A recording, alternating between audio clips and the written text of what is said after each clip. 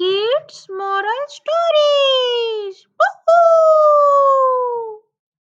एक दिन एक तक दोस्ती का सफर शुरू हुआ जब राशिद और अजीम एक ही ताल्लुकात वाले दफातर में काम करने लगे। दोनों ने अपनी मेहनतें शुरू की और एक दूसरे की मदद में हमेशा तैयार रहते थे।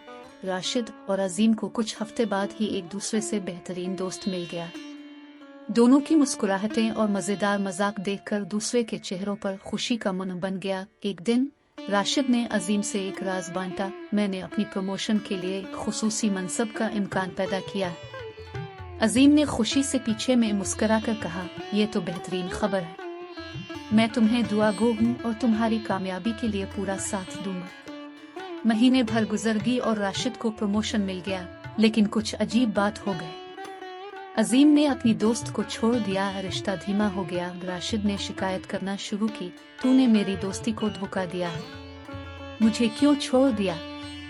अजीम ने मुस्कुराकर जवाब दिया, मेरे दोस्त, ये तो सिर्फ कारोबार की बात है। मेरे भी बॉस मुझे एक बड़ी मनसब का वादा देता हुआ, लेकिन मुझे अपने लबों की बातों पर यकीन नहीं था।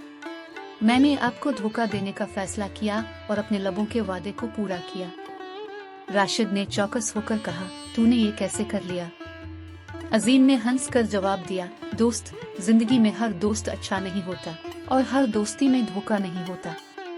मैंने सिर्फ अपने लबों का वादा नहीं बल्कि अमली तौर पर भी अपना वादा पूरा किया। राशिद ने अपनी गलती समझी और उसने दोबारा दोस्ती का हुक्म जताया, लेकिन अब वो जिंदगी में सब कुछ परहेज कर देखता था। उसने ये सीखा कि दोस्तों में भरोसा रखना जरूरी है, लेकिन हर वादा अच्छी तरह से गौर करके ही लेना चाहिए।